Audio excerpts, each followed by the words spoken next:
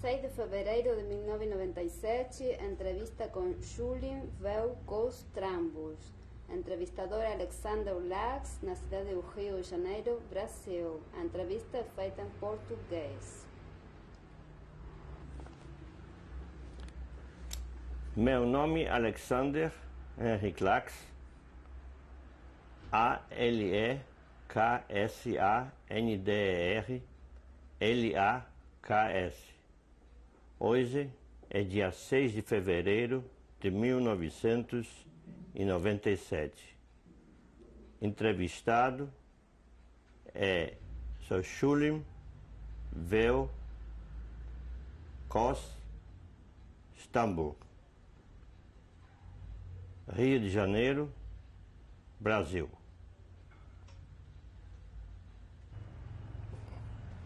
Como é seu nome? Julian Veu Cos Trambos. Você podia soletrar, por favor? S-Z-U-L-I-M V-E-L-K-O-S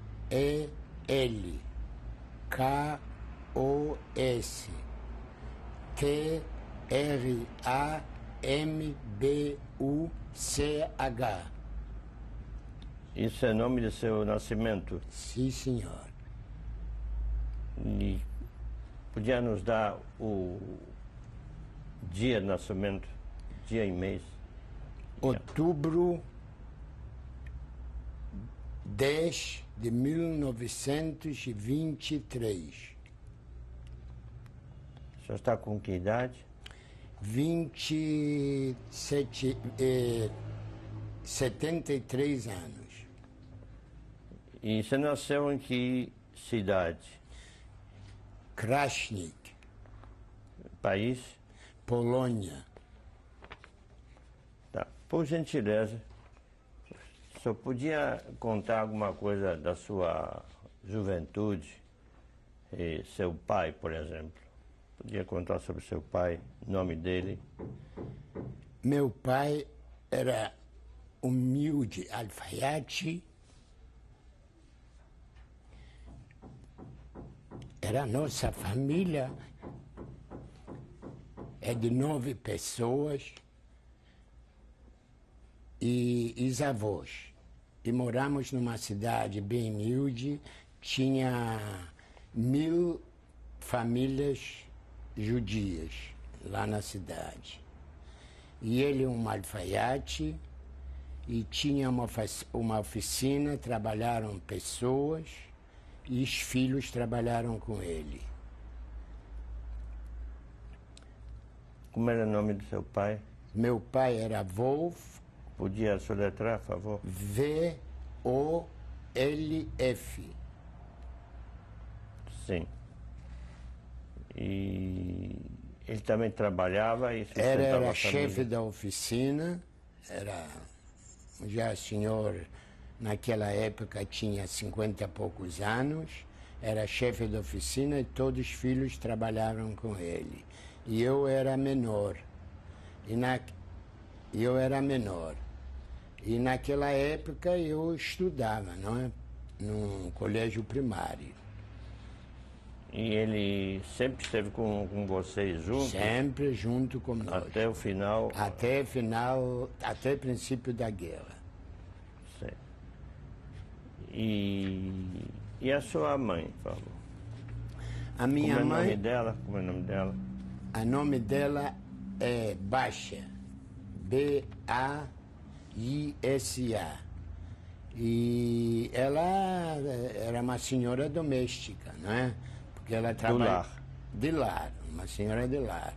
E ela precisava trabalhar porque lá não tinha empregados, não tinha nada, então ela devia preparar para toda a família alimentações. E ela tinha algumas coisas especiais, uns hobbies, que se interessava, por exemplo? Ela era muito religiosa e costumava todo sábado ir rezar e acender velas e aí em diante, quer dizer, sempre mais ocupado com o lar, com os filhos e só isso. E seu pai também era religioso? É religioso, sim.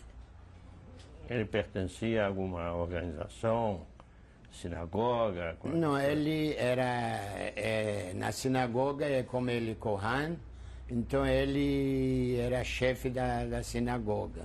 E enquanto era jovem, ele é vereador. Vereador da cidade? Da cidade, é. E como era a cidade? Como? Como era a cidade? A cidade era Kushnik lá. Tinha lá prefeito, porque é uma cidade de município, não é? Então, qualquer coisa que a autoridade precisava falar a respeito de judeus, aí se dirigiram a ele. E o senhor tinha irmãos?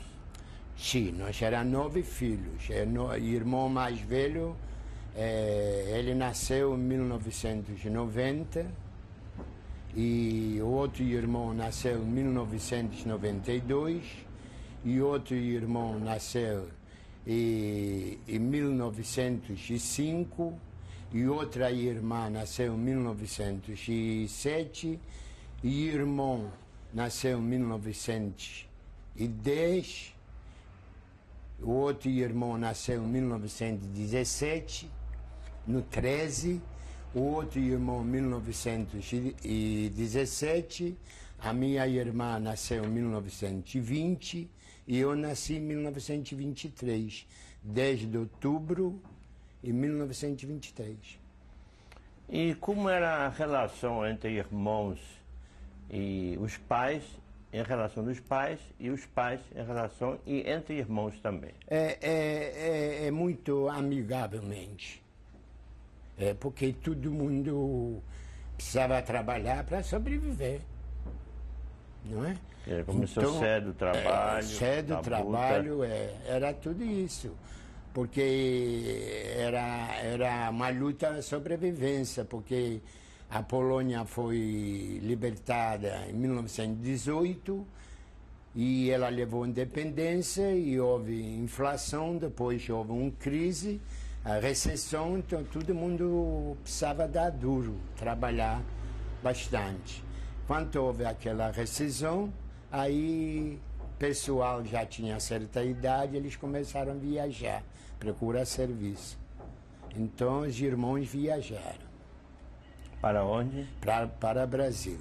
O primeiro irmão foi em 1928 para o Brasil, o segundo foi em 1929, depois o terceiro irmão foi em 1930, quarto irmão foi em 1930 e depois papai resolveu vir para o Brasil em 1934.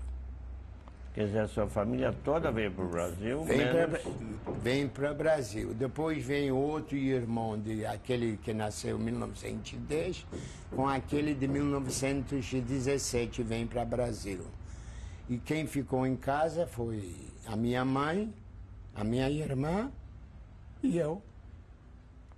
E como vocês se sustentaram lá na Polônia? Era muito duro, muito duro. Porque sem paz era muito duro. E como eu era menor, eu estudava, e a minha irmã também. Então eu, com 12 anos, já precisava procurar serviço para sobreviver, porque a dinheiro que papai mandou para nós era muito pouco.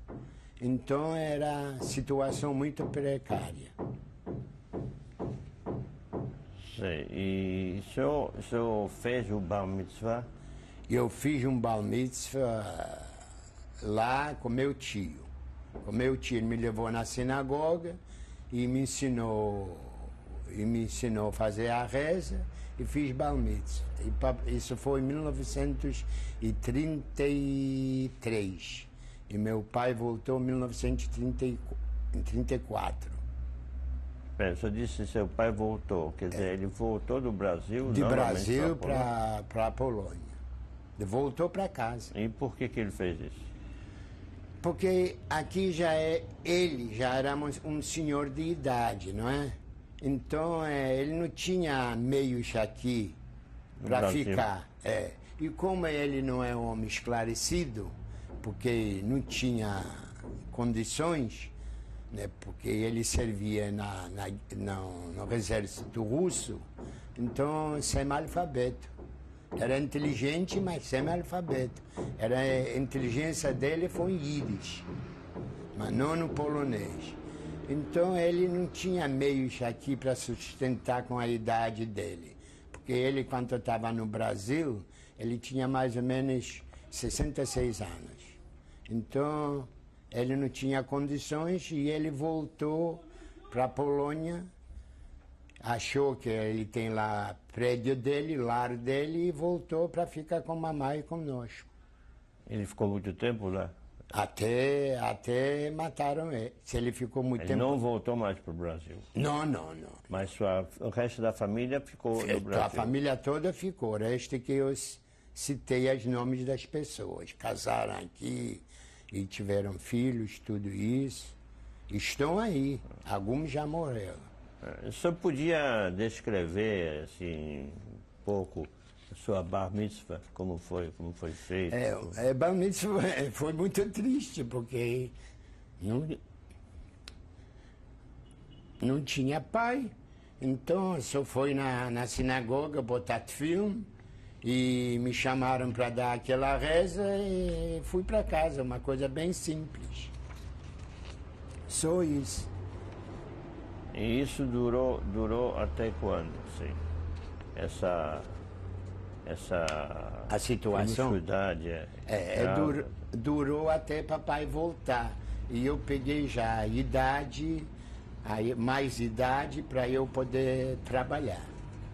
Então eu, quando peguei 14 anos, aí eu estudei de dia e de noite trabalhei, como alfaiate. Aí já começou a melhorar a situação. Isso, enquanto até começar a trabalhar, ou mesmo no mesmo tempo, só frequentava uma escola? Só a escola pública eu frequentei. A escola pública eu frequentei, católica, não é? Polonesa, aliás, pública, e frequentei todo dia a escola judaica. E como era a relação entre os alunos judeus e não judeus? Era muito antissemitismo. Tudo, sempre é judeu. Aí já comecei a aprender o que significa a discriminação. Mas até certa idade, até terceiro ano primário, ainda não senti. Mas quando foi no quarto, quinto, sexto ano primário, aí já comecei a sentir a discriminação entre judeus e católicos. Em que sentido? Em todo ponto de vista. Por exemplo? Por exemplo, vou te contar uma história bem pequena.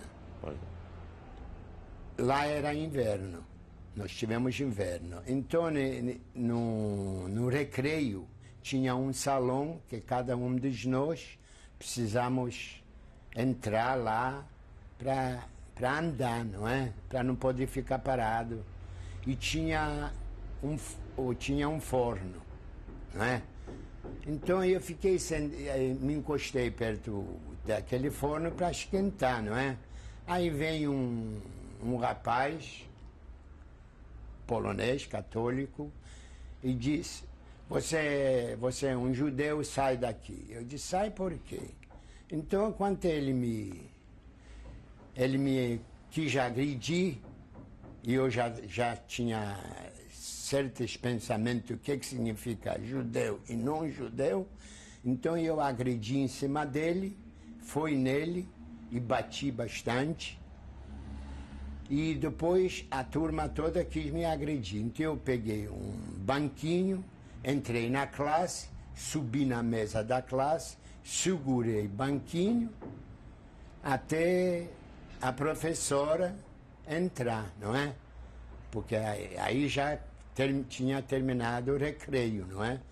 Então, quando a professora entrou e ainda estava em cima da mesa, ela disse, Schulin, por que você não desce? Está segurando a mesa, a banquinho e está em pé. Eu disse, a senhora dá ordem para todos os alunos sentar, aí eu vou lhe contar. Aí todos os alunos sentaram, eu levei banquinho para ninguém não me agredir e foi perto da mesa dela.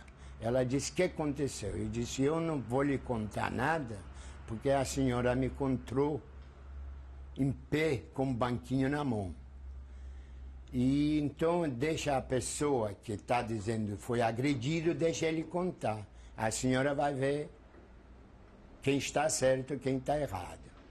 Aí ele começou a falar que não sei o que eu bati nele e tal. Aí eu disse, eu bati nele porque ele me chamou do judeu sujo e quis me agredir, então eu agredi ele antes, e eu corri na classe e fiquei em pé porque todos queriam me agredir. Então ela viu que não tem nada para falar, então ela disse, então você vai terminar até meio-dia as aulas, você vai ficar sentado perto de mim, porque eles podem te agredir, e você fica sentado perto de mim até as aulas terminam. As aulas terminaram meio-dia, então aí a gente já ia para casa, não é? E entrava a segunda turma. Aí tá certo. Aí eu sabia que eu vou sair na rua, vão me bater. Então, como eu já tinha certos pensamentos já de adulto, então eu pedi a professor, segundo que ele já deu aulas da outra turma, para eu ficar lá, sentado assistindo aulas, porque ele quer me bater. Não tinha telefone para ligar para casa, para avisar, para vir socorro. Todo mundo devia sair. Então, eu fiquei lá até 3 horas. Quando eles estiveram na turma na rua, viram que eu não estou, então uns começaram a dizer, não, porque aquele Schulin já devia fugir por outra rua. Aí eles ficaram até 3 horas e foram embora, e eu, 4 horas, quando a segunda turma saiu, eu fui para casa, para não ser agredido. Então eu já senti antissemitismo que acontece lá. A professora, por exemplo, não toma partido? Não toma partido nenhuma, porque ela viu que eu tenho razão. Para não dar castigo nos outros, aí ela me mandou ficar sentado perto dela. Quer dizer, não era também um ato de antissemitismo que ela não repreendeu os outros? Sim, é lógico, mas como ela não quis se envolver nem de um lado nem do outro, ela ficou por conta dela, no dela, e ficou por isso mesmo. Quando eu voltei no segundo dia para a aula, não é? Aí eu disse, quem vai mexer comigo vai levar. O que acontece, acontece, mas vai levar de volta, eu não vou abaixar a cabeça. Então eu já comecei a sentir e pensar já para viajar, mas como a guerra estourou, aí já não podia fazer mais nada. Aí eu fiquei lá. Isso era um fator... Isso um fator quando era menor, não era adolescente. Tinha naquela época, eu tinha 14 anos. E depois, você sentiu mais algum... A gente sentia todos os momentos. Por exemplo, a gente estava sentado, porque lá a mesa inteira para as 2. E banco também, um banco só para as 2. Como eu nunca me deixei agredir, então ele viu que ele não pôde ir comigo. Porque se ele me deu uma tapa, eu dei logo de volta um. Então nós resolvemos, para não brigar, porque a gente estava sentado um perto do outro, então nós medimos se a mesa tinha 1,20 m, 60 centímetros para mim, 60 para ele, para a gente não encostar uma mão perto da outra para se machucar, para estragar a escrita. E daí em diante. Também houve muitos casos que você ia na rua passear, já tinha 15 anos, que fatiaram um colega meu. Houve uma justiça e a primeira vez que eu fui no julgamento, assisti julgamento, então eles só deram 1 ano domicílio para ele, aquele que fatiou um judeu. Deram 1 ano de prisão de domicílio. Então a gente até na justiça a gente viu que nós somos humilhados. Porque a pessoa anda na rua, não mexe com ninguém e dá uma facada, quase ele morre, então devia pegar alguns anos de prisão. Então, para não houver problemas, para a justiça julgar alguma coisa, então eles julgaram que 1 ano de prisão dentro de casa. Se nesse 1 ano ele vai fazer algum crime, qualquer coisa, agredir, então ele vai ser preso.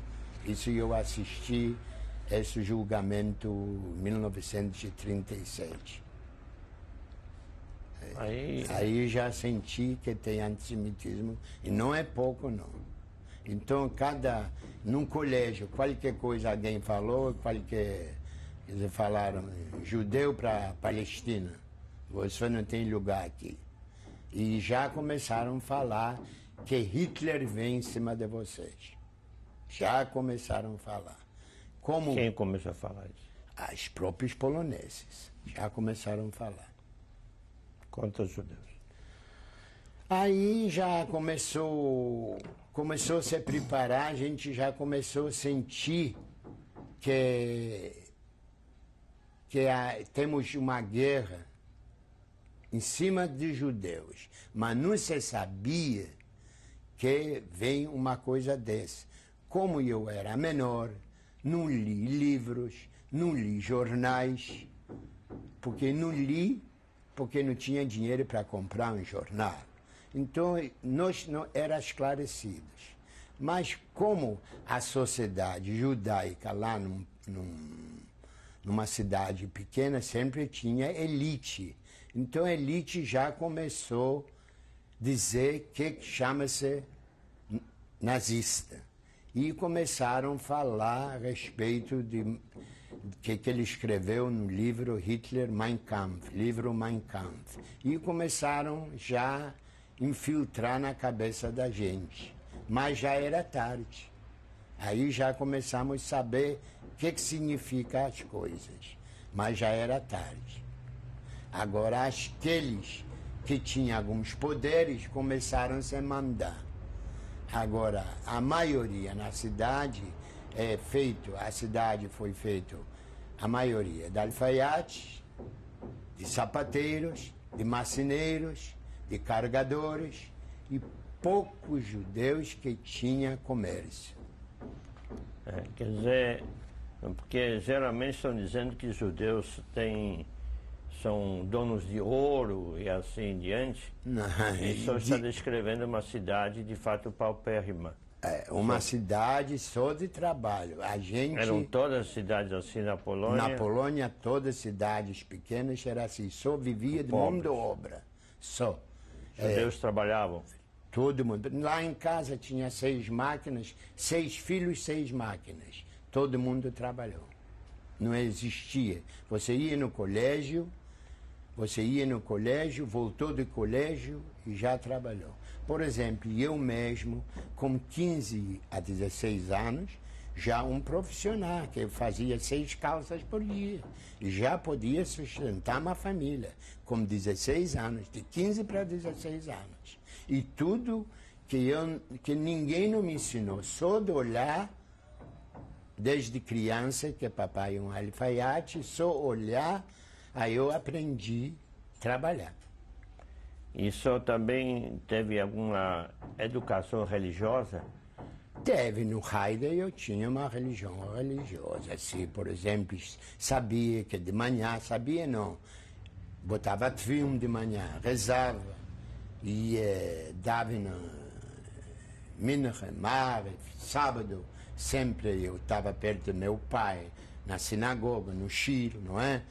E eu já tinha mais de 13 anos, foi como eu sou Kohanim, eu fui obrigado a rezar, não é? Subir, rezar povo, não é? Sabe que o Kohanim no feriado, Rosh Hashanah, Yom Kippur, Páscoa, Shavuot, aí obrigado a rezar, não é?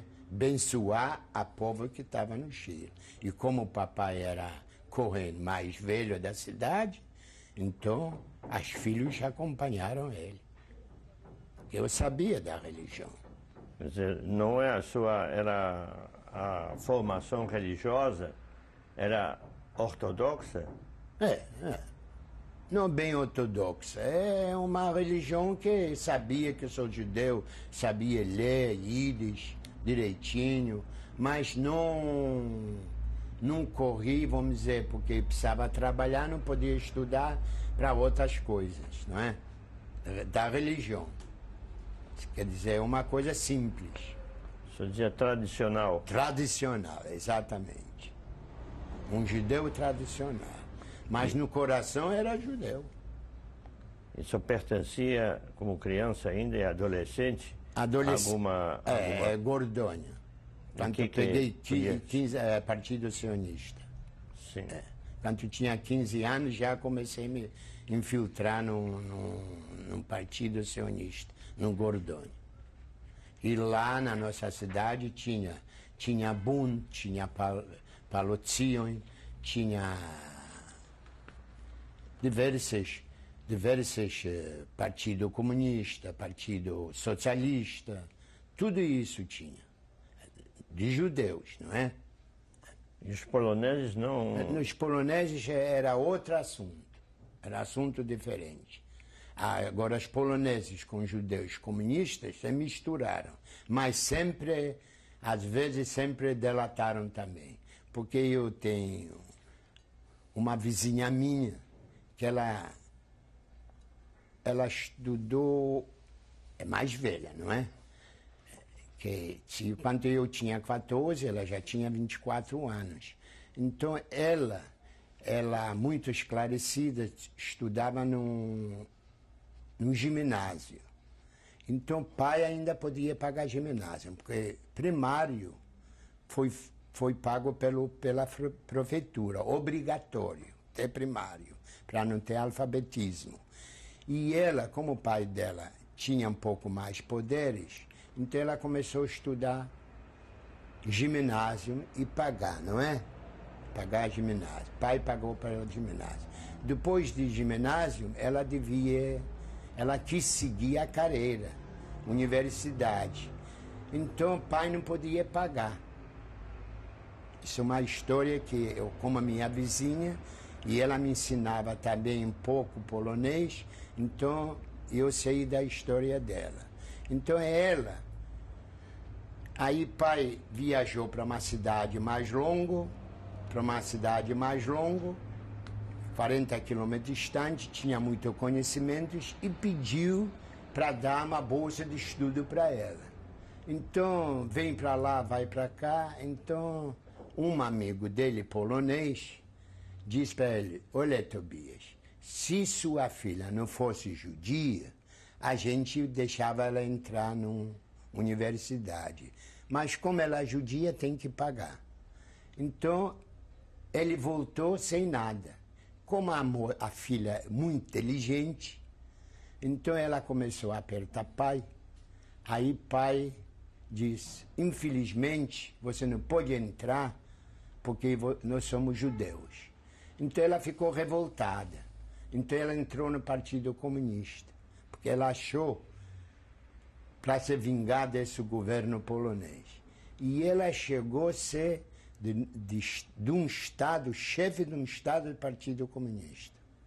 Então, quando a polícia secreta polonesa descobriu, não pegaram nada na mão dela, com mais 3 colegas judeus, e levaram ela